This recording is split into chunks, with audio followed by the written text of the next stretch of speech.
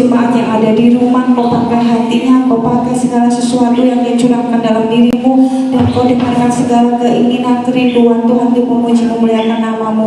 Sebentar lagi kita akan Tuhan mendengarkan firman-Mu, kiranya Kau pakai Bapak Yesua untuk bisa memberikan yang terbaik, pencerahan, kekuatan untuk lebih setia lagi terhadap berbicara Kau Tuhan melalui firman-Mu. Pakailah dalam kuasa-Mu di dalam nama Tuhan Yesus. Haleluya. Amin. Puji nama Tuhan, kita boleh berjumpa lagi dalam kasih dan anugerah-Nya. Saya terus mendorong Bapak Ibu untuk menjaga iman kita di tengah situasi seperti ini, agar saudara tetap percaya, tetap menaruh pengharapan di dalam Tuhan, bahwa Tuhan pasti akan memelihara kita di tengah situasi kondisi yang semua dibatasi. Saya berdoa juga saudara tetap punya iman bahwa Tuhan pasti memelihara, dan juga Tuhan pasti akan memulihkan keadaan bangsa dan negara kita. Saya percaya bahwa tidak lama lagi kita akan bisa kembali bertemu, berkumpul di dalam gereja dan bersama-sama beribadah.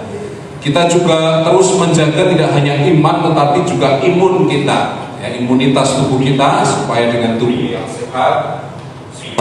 tubuh yang sehat kita tetap bisa beraktivitas walaupun di rumah. Kita terhindar dari sakit penyakit, karena virus corona ini tidak akan berkembang di tubuh yang memiliki imunitas yang sehat. Nah, Bapak Ibu yang dikasihi Tuhan, pada saat pagi hari ini kita akan bersama-sama merenungkan firman Allah dengan judul Membangun Manusia Roh. Membangun manusia roh. Saudara yang dikasihi oleh Tuhan, manusia itu diberikan keistimewaan oleh Tuhan lebih daripada ciptaan-ciptaan yang lain. Manusia diciptakan Tuhan dengan 3 bagian, yaitu memiliki tubuh, memiliki jiwa, dan juga memiliki roh. Manusia memiliki tubuh, jiwa, dan roh. Kalau binatang itu hanya memiliki tubuh dan sebagian kecil dari jiwa. Tubuh itu bicara soal casing kita yang nampak, yang kelihatan. Melalui tubuh itu saudara bisa dikenal. Ini Pak Yosua, ini Pak Selas, ini Ibu Utami. Melalui tubuh kita bisa dikenal.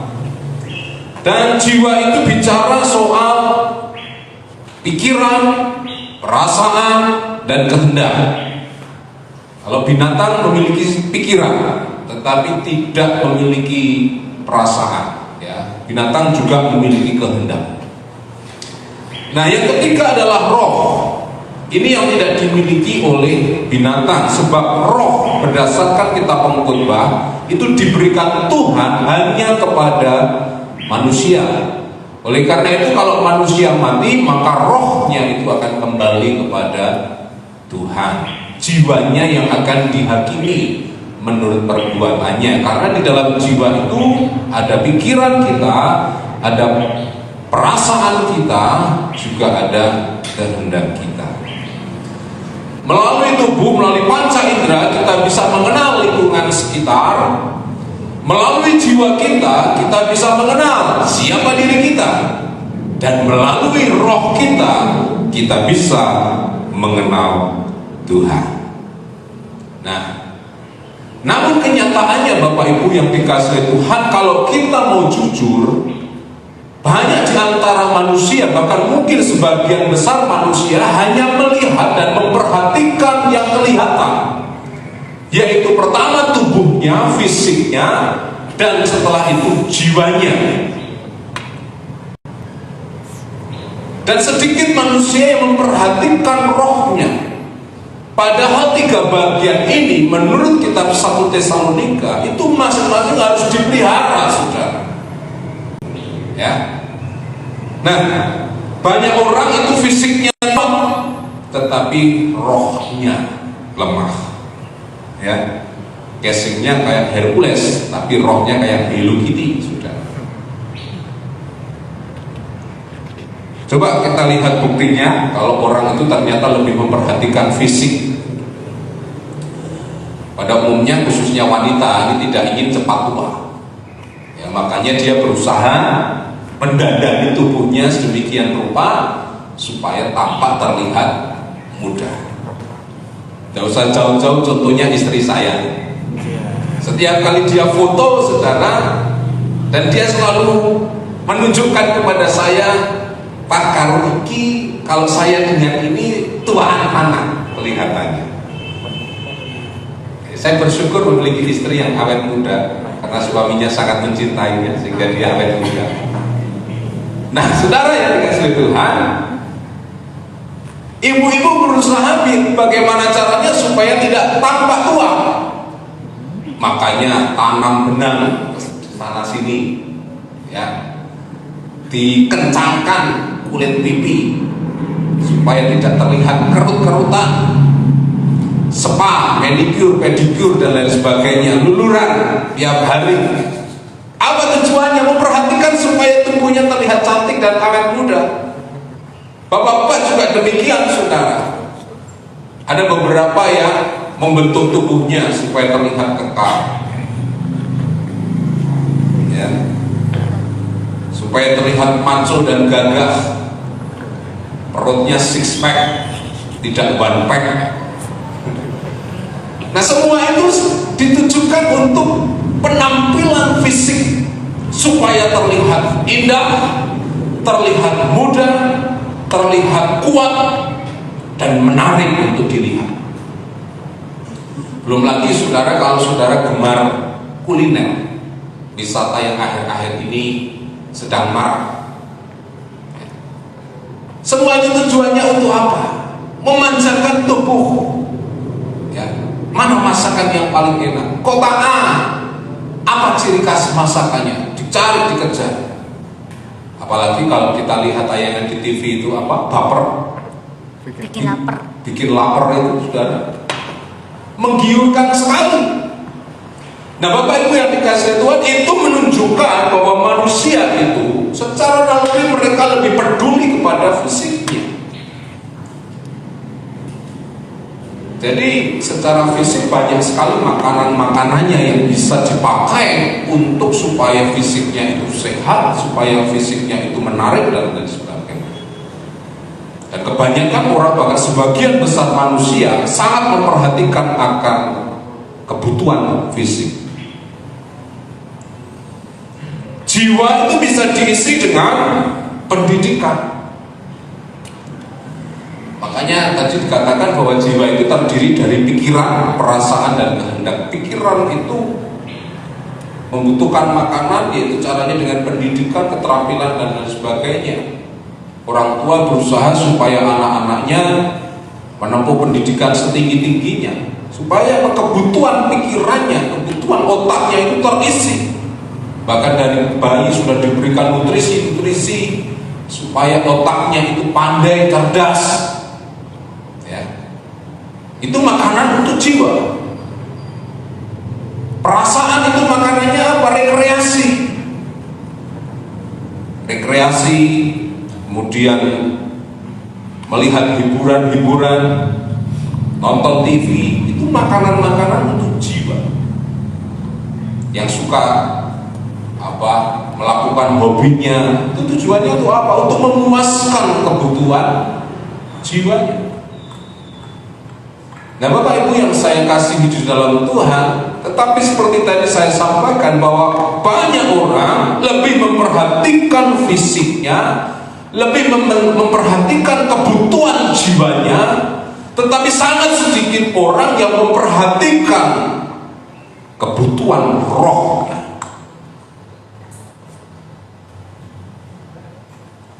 Manusia 1 minggu tidak makan, sudah lemes, sudah bingung. Tidak usah 1 minggu, 3 hari. Tidak usah 3 hari, 1 hari saja saudara tidak makan, sudah bingung, rasanya lemes dan lain sebagainya. Tetapi berapa banyak anak-anak Tuhan yang membiarkan rohnya kering kerontang, sementara roh itu juga memiliki kebutuhan yang harus dipenuhi. Nah, saudara kekasih Tuhan, oleh karena itu di akhir zaman ini kita perlu memiliki roh yang kuat. Menghadapi situasi kondisi seperti ini, saudara, maka anak-anak Tuhan harus memiliki roh yang kuat supaya saudara bisa bertahan, tetap bersukacita di tengah kondisi seperti ini, tetap bisa kuat di tengah kondisi seperti ini. Nah, itu syaratnya kalau roh kita itu kuat. Nah, untuk memiliki roh yang kuat, maka tentu roh itu harus diberi makan, saudara. Ya, roh itu harus diberi makan. Nah, pada pagi hari ini kita akan melihat bersama-sama firman Allah di dalam 1 Tesalonika pasal 5 ayat 23. Di sana dikatakan seperti ini. 1 Tesalonika 5 ayat yang ke-23. Semoga Allah damai sejahtera menguduskan kamu seluruhnya, dan semoga roh, jiwa, dan tubuhmu terpelihara sempurna dengan tak bercacat pada kedatangan Yesus Kristus Tuhan kita. Rasul Paulus di sini menasihatkan kepada kita semua, Bapak Ibu, agar roh, jiwa, dan tubuh kita itu terpelihara sempurna. Kenapa kok di sini tidak disampaikan semoga tubuh, jiwa, dan roh? Kenapa yang diutamakan di sini yang pertama adalah roh, jiwa, dan tubuh? Karena roh itu kekal, Bapak Ibu. Sementara tubuh itu paling hanya 70-80 tahun. Setelah itu tubuh akan dikuburkan dan kembali menjadi tanah. Tetapi roh itu kekal. Dan roh inilah yang harus pertama-tama seharusnya kita perhatikan. Ya.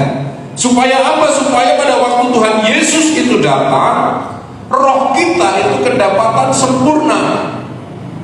Maka puji Tuhan bahwa gereja kita, GBI secara umum, secara nasional bahkan internasional, memiliki visi menjadi seperti Tuhan Yesus, memiliki roh yang sempurna seperti Tuhan Yesus, memiliki jiwa yang dewasa, pikiran yang dewasa, perasaan yang dewasa, kehendak yang dewasa, yang seperti Tuhan Yesus miliki. Nah, makanya saudaraku, mari kita akan perhatikan bersama-sama kebutuhan roh itu. Kemudian dalam 2 Korintus 4 ayat 16, Paulus berkata, sebab itu kami tidak tawar hati, tetapi meskipun manusia lahiriah kami semakin merosot, namun manusia batiniah kami dibaharui dari sehari ke sehari. Perhatikan di sini, manusia batiniah itu bicara soal manusia roh kita harus dibaharui. Walaupun fisik ini semakin lama semakin tua, semakin merosot, kekuatan kita lama-kelamaan akan semakin merosot fisiknya. Tetapi Paulus mengharapkan kita semua supaya semakin hari roh kita itu semakin kuat. Nah, inilah yang membedakan antara roh dan fisik tubuh. Kalau tubuh semakin lama semakin loyo, tapi roh itu kalau dipelihara terus-menerus dengan baik, maka roh itu semakin lama akan semakin kuat. Roh yang kuat akan membuat Bapak Ibu Saudara dan saya bisa bertahan di tengah situasi kondisi seperti ini. Roh yang kuat akan membuat kita semakin mengenal Tuhan. Roh yang kuat akan memampukan kita menjadi anak-anak Tuhan yang bisa berfungsi di tengah masyarakat. Nah, oleh karena itu membangun manusia batiniah atau manusia roh ini dilakukan dari hari ke hari, Bapak Ibu. Di sini tidak dikatakan dibaharui dari minggu ke minggu. Karena maaf, banyak anak-anak Tuhan yang memberi makan rohnya itu hanya di hari Minggu. Coba saudara bayangkan, kalau orang itu 1 minggu tidak makan itu sudah pasti sakit. Nah, rohani yang hanya dikasih makan seminggu sekali, ya saudara dan saya bisa menjawab seperti apa sekarang, Bapak Ibu. Maka Paulus di sini menasihatkan, mari hari demi hari rohani kita itu harus dibangun. Nah, caranya bagaimana? Ada 2 hal. 2 hal yang paling dibutuhkan oleh roh kita. Ya, jadi ini kebutuhan roh kita. Yang pertama yaitu firman Tuhan. Di dalam Matius 4 ayat 4 Tuhan Yesus berkata, ada tertulis manusia hidup bukan dari roti saja, tetapi dari setiap firman yang keluar dari mulut Allah. Manusia hidup itu bukan hanya dari roti, artinya bukan hanya dari makanan yang kita makan saja, tetapi dari firman Allah yang keluar dari mulutnya. Bapak Ibu yang dikasihi Tuhan, maka kita seringkali mendengar bahwa makanan rohani itu adalah firman Tuhan. Bapak Ibu yang dikasihi Tuhan, hari ini kita mendengarkan firman Tuhan. Kita sedang makan makanan rohani untuk roh kita. Semakin sering kita membaca, merenungkan firman, maka roh kita akan sehat. Mari saya mengajak kita akan mengucapkan bersama-sama. Semakin sering saya merenungkan firman, 2, 3. Semakin saya sering maka roh saya semakin sehat. maka roh saya semakin sehat. Amin. Bapak Ibu yang dikasihi Tuhan, tadi saya sudah sampaikan, banyak anak-anak Tuhan yang hanya mengandalkan makanan rohani itu di hari Minggu. Dalam situasi normal, tidak ada COVID seperti ini, saudara datang ke gereja seminggu sekali. rohnya diberi makan melalui firman Tuhan. Saya kadang-kala bergumul, Tuhan bagaimana kalau sedang dalam kondisi COVID seperti ini? Saya selalu melihat ketika slide ini atau ibadah ini kita lakukan secara online, berapa orang sih yang mengikuti, baik lewat Facebook maupun lewat Instagram, kalau malam itu bisa lewat YouTube. Ternyata ketika saya coba kalkulasi, saudara, yang mengikuti secara langsung ini tidak lebih dari 25% jemaah. Saya sedikit khawatir, terus bagaimana rohani mereka? Kalau dalam situasi normal saja mereka mendengar firman Tuhan seminggu sekali, apalagi dalam situasi yang dibatasi seperti ini, saudara. Saya tidak tahu apakah saudara seminggu sekali menikmati makanan rohani, yaitu firman Tuhan. Nah, saudara yang dikasihi Tuhan, inilah yang menjadi pergumulan kita. Saya percaya virus corona ini memang diizinkan oleh Tuhan. Salah satu tujuannya supaya anak-anak Tuhan belajar mandiri. Mandiri untuk mencari firman Tuhan, baik membaca Alkitab atau melihat melalui YouTube atau Instagram atau apapun juga firman-firman Tuhan yang bisa menguatkan. Oleh karena itu Bapak Ibu, saya mendorong saudara, mari beri makan rohmu setiap hari dengan firman Tuhan. Sudah banyak saudara yang bisa kita temukan. Kalau saudara mau membuka YouTube saja, saudara buka link atau cari alamat, misalnya khotbah-khotbah Kristen, itu ribuan bahkan jutaan ada. Saudara mau cari hamba Tuhan siapa, semuanya ada. Tidak punya kuota. Saudara cari wifi gratis. Kalau tidak wifi gratis itu ada warung-warung dekat rumah saya itu juga ada, 1.000 rupiah sakatoke, saudara. Download di wifi gratis itu firman Tuhan setiap hari. Tujuannya apa? Tujuannya supaya roh kita itu diberi makan dan akhirnya sehat. Saya mendorong dan saya terus berdoa Bapak Ibu yang dikasihi Tuhan, semoga kita menjadi anak-anak Tuhan yang benar-benar memanfaatkan teknologi yang ada. Ya, kita bisa berjam-jam di depan HP kita, saudara, untuk melihat WA, untuk melihat informasi apapun. Tapi sekali lagi, berapa persentasinya yang saudara gunakan untuk melihat hal-hal yang rohani? Karena apa yang masuk dalam hati kita itu mempengaruhi apa yang akan kita lakukan. Kalau saudara setiap pagi, setiap hari mengisi dengan berita-berita tentang virus corona, maka yang muncul dalam sikap kita adalah khawatir. Maka yang akan keluar dari tubuh hidup kita adalah kecemasan.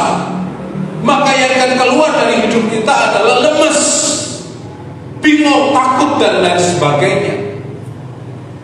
Karena apa? Karena setiap hari kita mengkonsumsi hal itu. Sebagai contoh saudara, kalau ada anak-anak kecil yang suka main game, gamenya itu game tentang perkelahian. Setiap hari dia melakukan hal itu terus, maka saudara jangan heran kalau anak tersebut itu suka mukul-mukul temannya. Karena apa yang masuk dalam pikirannya, apa yang masuk dalam hatinya itu mempengaruhi tindakannya. Nah, kalau yang masuk dalam pikiran kita itu adalah firman Tuhan, maka saya percaya saudara, sikap tingkah laku kita akan seperti firman itu. Nah, oleh karena itu saya terus mendorong saudara, mari investasikan waktu, kuota saudara untuk melihat hal-hal yang rohani. khotbah-khotbah yang menguatkan hidup kita. Apalagi kalau saudara sudah puluhan tahun jadi anak Tuhan, seharusnya kita itu lebih mandiri. Ya, seharusnya kita jauh lebih mandiri. Ketika roh saudara itu mulai merasa kering, apa toh cirinya roh yang kering? Itu salah satunya dia Bapak Ibu ya. Itu kalau saudara mudah emosi, mudah marah. Itu salah satu tanda bahwa roh saudara sedang lapar. Segera kasih makan. Tidak usah tunggu besok hari Minggu. Iya, kalau hari Minggu saudara bisa beribadah secara online. Kalau tidak bisa, maka seharusnya semakin lama kita menjadi anak Tuhan, seharusnya kita itu semakin dewasa dalam mencerna firman, dalam mencari firman. Sudah menjadi anak-anak Tuhan yang lebih mandiri. Coba secara daging saja, secara fisik. Kalau saudara punya anak bayi ya, maka bayi itu masih disuapin sampai usia mungkin 3 tahun, 4 tahun, kita sebagai orang tua masih menyuapin ya. Gemesi kalau lihat bayi makan, apalagi kalau masih bayi itu ya, wah sampai cepet-cepet itu, sampai eteh-eteh itu, wah senang sekali sebagai orang tua menggemaskan. Tapi coba kalau sudah umur 40 tahun masih disuapin, sudah bukan menggemaskan, mengenaskan. Kalau ada orang tua ya, yang usianya sudah 40 tahun tapi masih disuapin, wagu Bapak Ibu. Nah, maka dari itu saya terus mendorong, jadi anak-anak Tuhan, semakin lama saudara jadi anak Tuhan harus semakin mandiri ya, baca firman Tuhan setiap hari supaya roh kita kuat.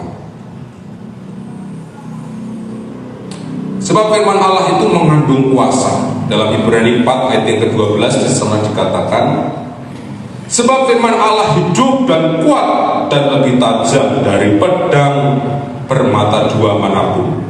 Ia menusuk amat dalam sampai memisahkan jiwa dan roh, sendi-sendi dan sumsum.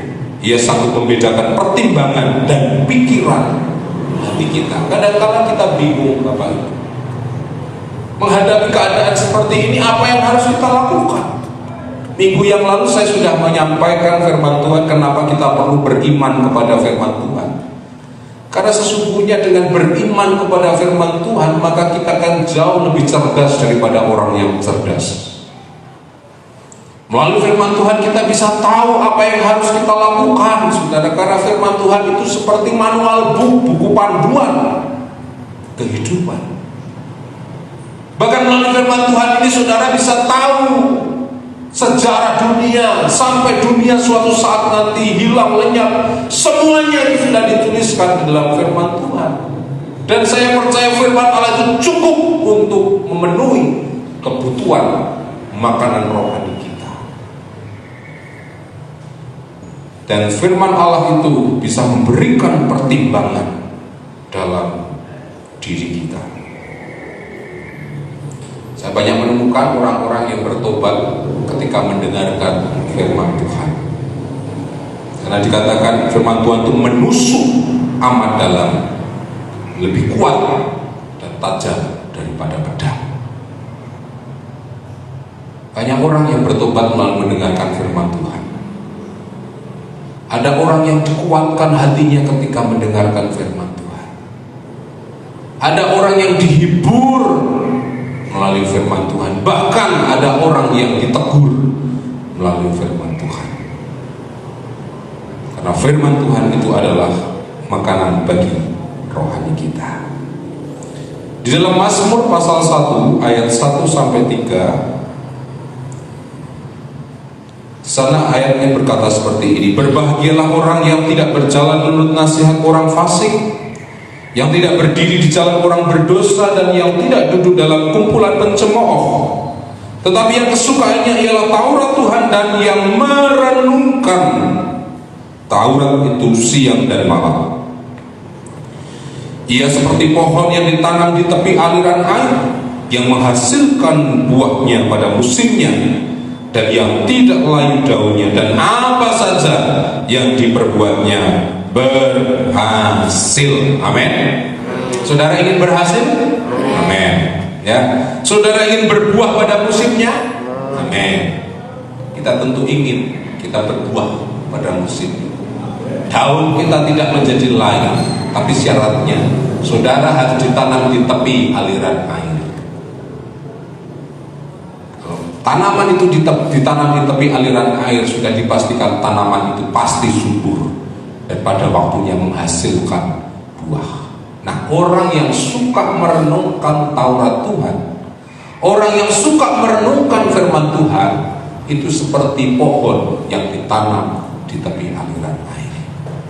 Nah, sebaliknya, kalau saudara tidak suka merenungkan firman, memberi makan roh kita, maka saudara seperti pohon di padang pasir, saudara. Rumput saja tidak bisa hidup, saudara, di padang pasir. Hanya pohon kurma dan kaktus yang bisa tumbuh di sana. Nah, oleh karena itu Bapak Ibu, kita akan bersama-sama belajar apa sih arti kata merenungkan firman Tuhan. Merenungkan firman Tuhan itu yang pertama adalah tadi, seperti tadi yang sudah saya sampaikan, mengisi pikiran kita dengan firman. Nah, caranya bagaimana? Ya jelas, saudara harus sering mendengar firman, saudara harus sering membaca firman Tuhan, membaca Alkitab kita. Kita pun bersyukur Bapak Ibu, karena Alkitab kita itu bisa diterjemahkan. Apa sih tujuannya? Kenapa kok Alkitab kita diterjemahkan? Bahkan saat ini sudah ribuan terjemahan. Bahasa Jawa saja sudah ada kurang lebih 3 terjemahan bahasa Jawa. Bahasa Indonesia lebih banyak lagi, saudara. Kenapa kok Alkitab itu diterjemahkan? Supaya kita yang membacanya bisa mengerti. Alkitab itu ada bahasa aslinya. Perjanjian Lama menggunakan bahasa Ibrani, Perjanjian Baru menggunakan bahasa Yunani. Dan Tuhan tidak mempermasalahkan kalau Alkitab itu diterjemahkan. Coba kalau kita disuruh membaca Alkitab dengan bahasa Ibrani, saudara, bacanya saja susah, apalagi kita cari artinya. Nah, kita bersyukur kita dipermudah saat ini untuk bisa membaca Alkitab. Bahkan teknologi akan semakin membuat kita semakin mudah lagi. Dengan HP kita bisa membaca firman Tuhan. Kalau di antara saudara berkata, wah, mataku tidak bisa melihat, pakai kacamata.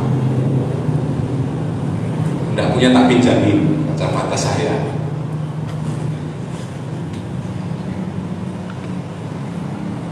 Font di HP itu kan, ukuran font itu bisa dibesarkan supaya lebih cetok. Tetap tidak bisa kelihatan. Saudara download Alkitab suara, ya, Alkitab suara. Saudara nanti bisa mendengarkan firman Tuhan.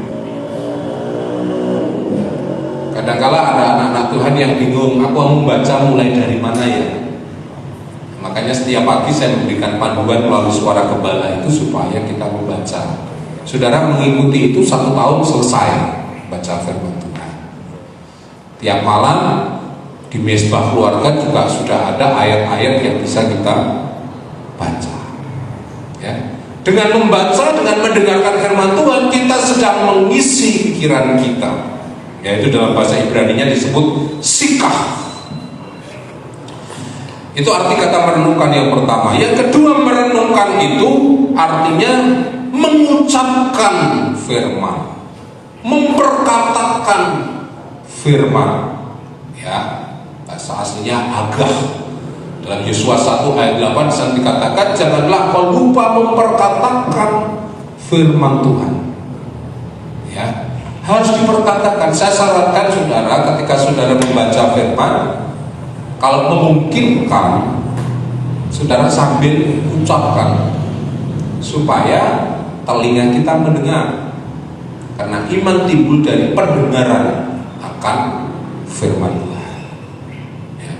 diperkatakan. Maka dalam ibadah kita selalu kita memperkatakan Mazmur pasal 91. Saya setiap hari dengan anak-anak memperkatakan Mazmur pasal 91 dan Mazmur pasal 23, ya, karena sedang memberi makan rohnya. Coba kalau tidak ada satupun ayat yang nyantel di pikiran kita, saudara ketemu setan, mau nyerang setan dengan apa? Dengan pisau, ya tidak bisa, setan tidak takut.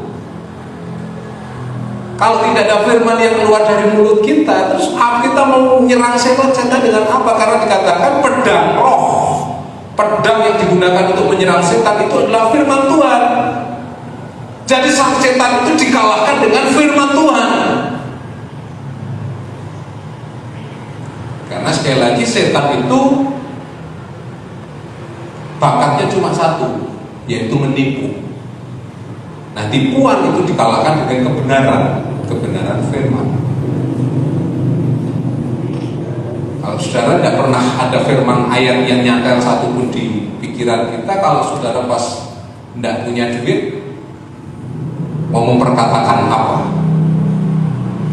Tapi kalau saudara hafal firman Tuhan, Allahku akan memenuhi segala keperluanku menurut kekayaan dan kemuliaannya dalam Kristus Yesus, maka kita menjadi kuat. Kalau saudara tidak pernah menghafalkan ayat firman Tuhan, bagaimana kita itu bisa bisa menggunakan ayat itu ketika kita sakit? Kalau saudara hafal ayat firman Tuhan, oleh bilur-bilurnya kita sudah disembuhkan. Saya percaya Bapak Ibu, itu arti kata merenungkan, yaitu memperkatakan. Dan yang ketiga, merenungkan itu artinya melakukan firman. Itu biasanya di kitab Mazmur, melakukan firman. Kita bersyukur karena gereja GBI itu sering BL-nya mengajak kita untuk mari kita menyembah Tuhan. Menyembah Tuhan itu artinya melakukan apa yang ada di dalam hati kita sebagai ungkapan syukur kita kepada Tuhan. Nah, itu arti kata menyembah, melakukan firman. Nah, inilah hal yang pertama yang menjadi makanan bagi roh kita. Pertanyaannya, sudahkah saudara memberi makan roh kita dengan firman? Saya berdoa setiap hari, investasikan waktu untuk merenungkan firman Tuhan. Jangan biarkan roh kita sekarang. Yang kedua, apa makanan bagi roh kita? Di dalam Matius pasal 26 ayat 41 di sana dikatakan, berjaga-jagalah dan berdoalah supaya kamu jangan jatuh ke dalam pencobaan. Roh memang penurut, tapi daging lemah. Roh memang penurut, tapi daging lemah. Bagaimana supaya kita tidak jatuh dalam pencobaan? Berjaga-jagalah dan berdoalah. Jadi hal yang kedua yang menjadi makanan bagi roh kita adalah doa. Mungkin beberapa orang bisa tahan beberapa hari tidak makan. Tapi adakah orang yang bisa tahan untuk tidak bernafas? 5 menit apakah saudara bertahan untuk tidak bernafas? Jadi kalau ada anak-anak Tuhan ya, yang berkata bahwa doa itu adalah nafas rohani, tetapi dia tidak pernah berdoa, berarti dia sedang sekarat. Kita mungkin bisa berhari-hari tidak membaca firman Tuhan, tetapi kita tidak bisa kalau tidak berdoa. Karena kalau saudara tidak berdoa, roh kita pasti lama-kelamaan mati, karena tidak bernafas. Nah saudara, doa adalah nafas rohani kita. Doa itu adalah komunikasi kita dengan Tuhan. Maka tadi saya sampaikan bahwa melalui roh kita bisa mengenal Tuhan. Ya. Maka untuk mengenal Tuhan perlu yang namanya komunikasi. Nah, doa itu adalah komunikasi dengan Tuhan. Bahkan doa itu juga merupakan persahabatan dengan Tuhan. Apa tuh kriteria seorang sahabat itu? Kapankah orang itu disebut sebagai sahabat? Yaitu saat kita mengenal sahabat kita, mengenal orang tersebut lebih dekat. Nah, untuk mengenal kan perlu komunikasi. Saya tidak mengenal semua orang yang ada di pasar, karena saya tidak pernah komunikasi dengan orang yang ada di pasar. Tapi saya mengenal Bapak Ibu Saudara karena saya berkomunikasi dengan saudara. Demikian pula kita dengan Tuhan. Saudara tidak akan pernah bisa mengenal Tuhan tanpa komunikasi dengan Tuhan. Dan doa itu adalah komunikasi kita dengan Tuhan. Bahkan doa itu juga merupakan sarana penguatan bagi kehidupan kita. Saya percaya Bapak Ibu Saudara pernah merasakan ketika saudara sedang mengalami pergumulan dan kemudian saudara berdoa dengan sungguh-sungguh di hadapan Tuhan, bahkan mungkin sampai mengeluarkan air mata, maka saya pastikan ketika saudara mengalami hancur hati, setelah hancur hati seperti itu, maka setelah saudara berdoa, saudara akan mendapatkan kelegaan yang luar biasa. Saya berkali-kali mengalami hal itu. Ketika saya mengalami jalan buntu, tidak tahu apa yang harus dilakukan saudara, maka saya tekuk lutut saya dan saya berdoa di hadapan Tuhan, mengeluarkan air mata, nangis di hadapan Tuhan. Maka setelah saya selesai berdoa, saya merasakan kekuatan baru Tuhan alirkan dalam kehidupan kita. Dan yang luar biasa, tidak ada satupun yang tidak bisa kita sentuh melalui doa. Tidak ada satupun yang tidak bisa kita sentuh. Karena dengan doa kita bisa menyentuh semuanya. Doa itu tidak terbatas. Dan kekuatan doa itu luar biasa. Walaupun saya tidak bisa berjumpa langsung dengan Bapak Ibu Saudara, apalagi yang di luar kota, tetapi dengan doa saya bisa menjangkau Bapak Ibu Saudara semua. Demikian pula saudara tidak bisa bertemu dengan saya, tetapi dengan doa Bapak Ibu Saudara dan untuk saya, maka saya tetap kuat sampai hari ini. Nah, ada beberapa hal praktis yang harus kita perhatikan berkaitan dengan doa ini. Yang pertama, kita perlu memiliki kehidupan doa. Sekali lagi tadi di ayat firman Allah, kita harus membangun roh kita hari ke hari. Ya. Saudara perlu memiliki kehidupan doa. Syukur kalau saudara punya waktu khusus. Ya.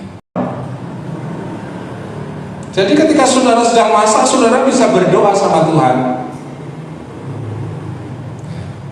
Contohnya ketika saudara sedang masak, kok tiba-tiba teringat pasti. Nah, saudara, Tuhan, aku berdoa untuk opa, berkati ya opa ya. Ketika saudara sedang rebahan, tiba-tiba kok ingat cicilan. Oh Tuhan, aku mendoakan cicilanku.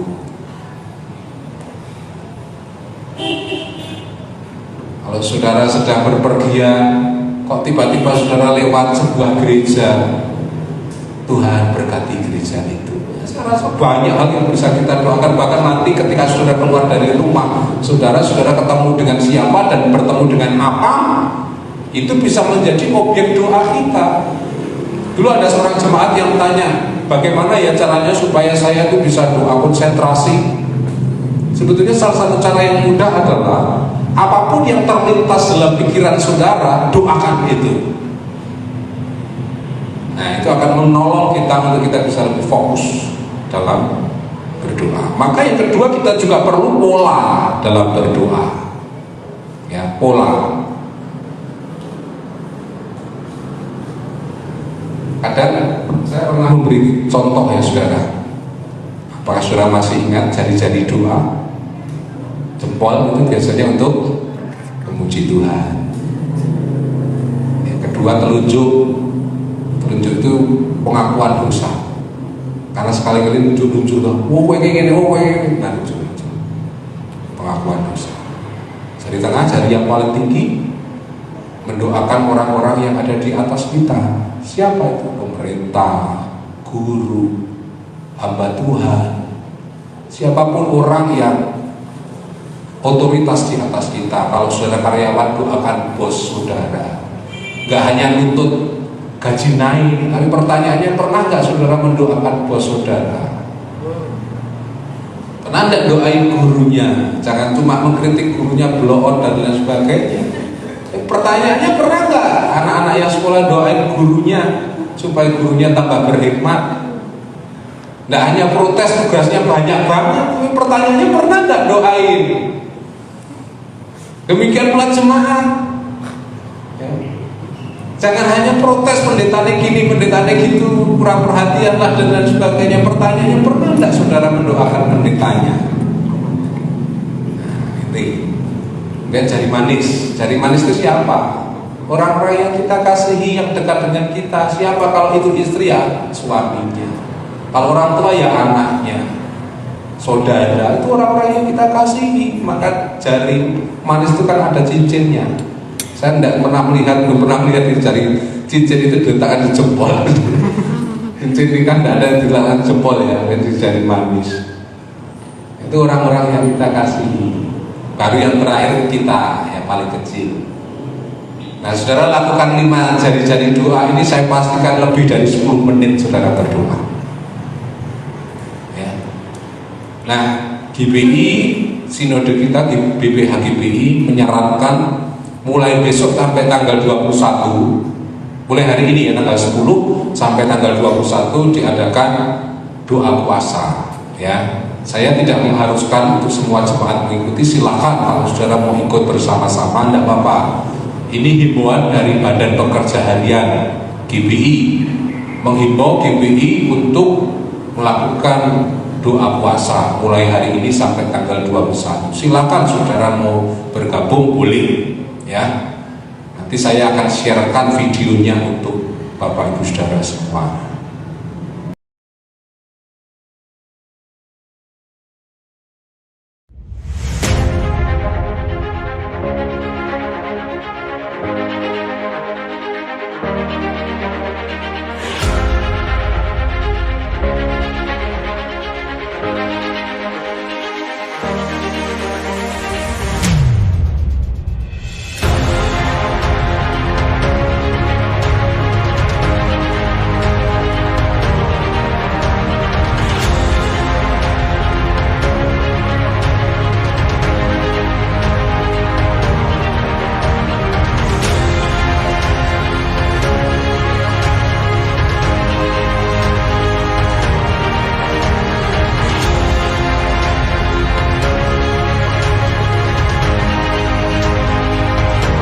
Saya Pendeta Rubin Adi Abraham mengajak seluruh GBI untuk berdoa dan berpuasa 21 hari menjelang Pentakosta agar lawatan Tuhan terjadi, Indonesia dipulihkan, virus corona segera menurun bahkan berakhir, dan banyak jiwa-jiwa diselamatkan karena percaya kepada Yesus.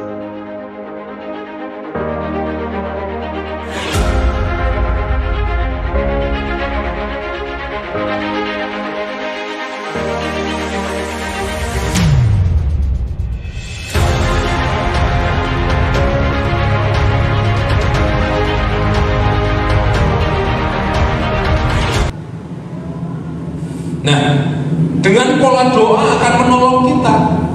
Karena ada orang-orang, anak-anak Tuhan, aku pengennya berdoa 10 menit, tapi kenapa ketika aku lihat jam kok baru 1 menit sudah amin? Ya karena tidak menggunakan pola. Doa Bapa kami itu ada polanya loh Bapak Ibu, kalau saudara perhatikan. Bapa kami yang di surga, dikuduskanlah namamu, itu kan semua. Datanglah kerajaanmu, bicara soal kemuliaan Tuhan, mengagungkan Tuhan. Kemudian ada ampunilah kami akan kesalahan kami, itu lucu. Ada polanya. Tapi yang paling penting adalah hati kita. Jangan sampai kita terpatok kepada sebuah pola dan itu terus dilakukan terus menerus, tidak lagi didasari hati tapi cuma rutinitas, itu juga bahaya juga. Nah, kemudian doa itu adalah dialog dan bukan monolog. Doa itu diskusi, omong-omong dengan Tuhan. Ya.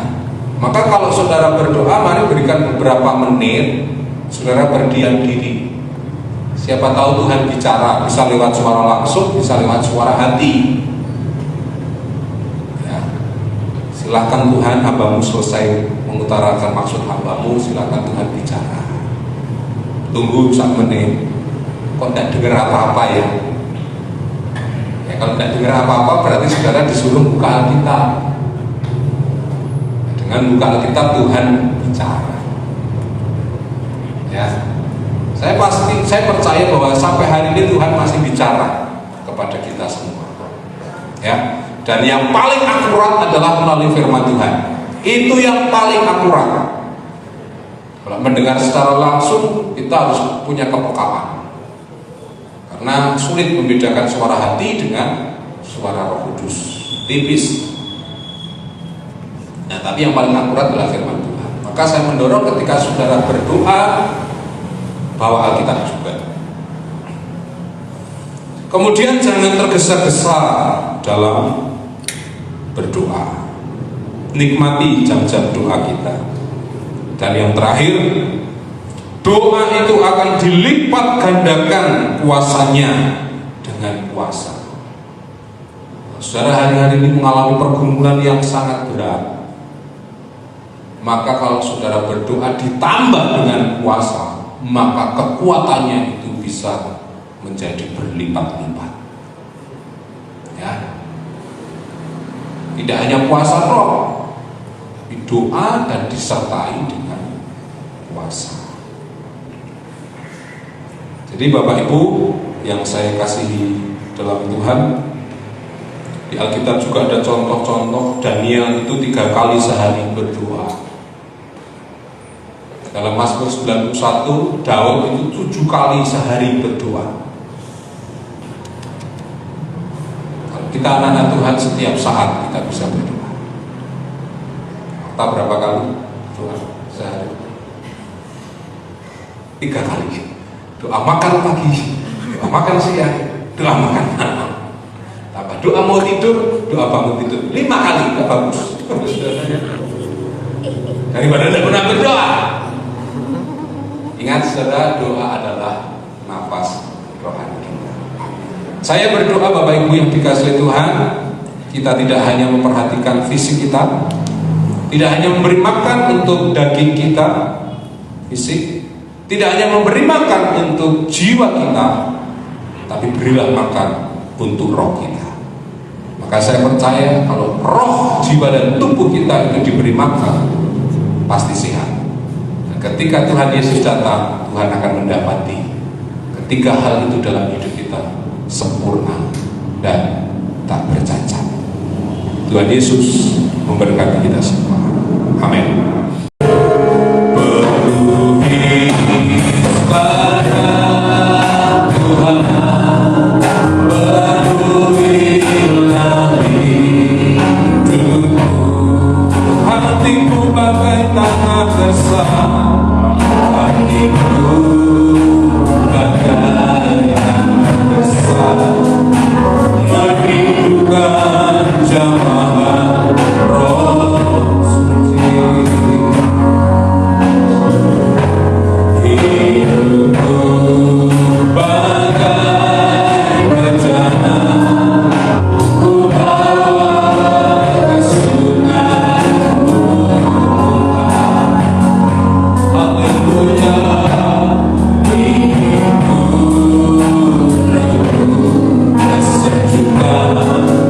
Hari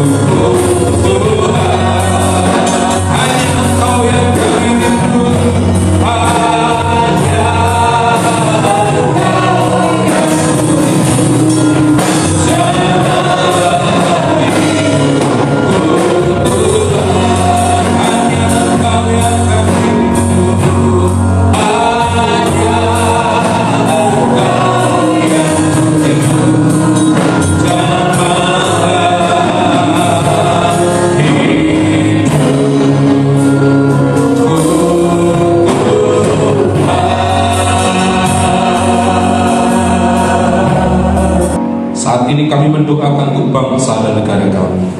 Tuhan tolong bangsa kami, agar bangsa ini boleh ditolong, boleh dipulihkan oleh Tuhan, sehingga wabah corona bisa segera berlalu dari negeri yang kami cintai, juga di kota kami yang kami kasihi. Tuhan tolong kota kami, agar kota kami tetap dalam perlindungan Tuhan. Mereka yang saat ini sudah positif terkena COVID, Tuhan tolong sembuhkan mereka. Para dokter juru rawat, tenaga medis, Tuhan berkati mereka semua. TNI, oh Tuhan, maupun polisi, Tuhan berikan kesehatan, kekuatan. Kami berdoa untuk seluruh warga negara Indonesia boleh benar-benar menjadi warga negara yang baik, yang memperhatikan instruksi dari pemerintah untuk di rumah saja. Karena kami percaya Tuhan akan memberikan hikmat untuk kami boleh melakukan hal-hal apapun di rumah kami masing-masing. Kami juga mendoakan berkati setiap anak-anak Tuhan, bila mereka semua diberikan kesehatan, diberikan perlindungan dan kekuatan daripada Tuhan, bahkan mereka ada dalam anugerah-Mu Tuhan. Sebentar lagi ibadah kami akan selesai. Tuhan memberkati setiap anak-anak Tuhan yang memberikan korban persembahannya, baik persepuluhan maupun persembahan mereka. Kiranya Tuhan akan memberkati. Bahkan kami semua, baik yang ada di dalam kota maupun di luar kota, kami semua diberkati oleh Tuhan. Bapak Ibu dimanapun kau berada, mari arahkan hatimu hadapan Tuhan untuk menerima berkat yang daripada Tuhan. Jika kau baik-baik mendengarkan suara Tuhan Allah, menyimpan dan melakukan dengan setia ketetapan yang disampaikannya hari ini, maka sesungguhnya hidupmu akan diberkati, keluargamu diberkati, kesehatanmu diberkati, pekerjaanmu diberkati, pelayananmu diberkati. Apapun yang dikerjakan tanganmu dibuat Tuhan berhasil. Kau diangkat Tuhan jadi kepala dan bukan ekor, tetap naik dan tidak akan turun. Terimalah berkat anugerah dari Tuhan kita Yesus Kristus, kasih dari Allah Bapa di surga, dalam persekutuan pemeliharaan penyertaan kuasa Roh Kudus menyertai saudara dan saya pagi hari ini sampai Maranatha. Tuhan Yesus datang kembali kali yang kedua menjemput kita di awan-awan yang permai. Dalam nama Tuhan Yesus, ku terima berkat yang datang dari Bapa, Putra, Roh Kudus. Apapun yang turun, ku kerjakan dibuatnya berhasil.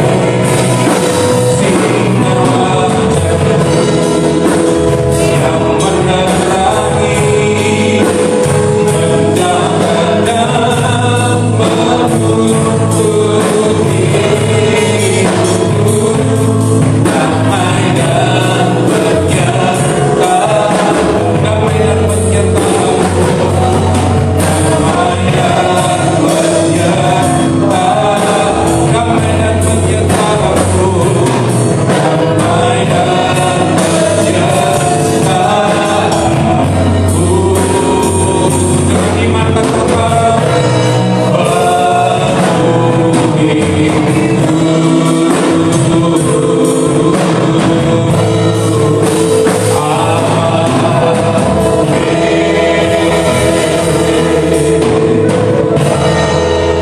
Tuhan Yesus memberkati kita semua. Tetap semangat dalam Tuhan, tetap sehat. Salam sehati. Shalom.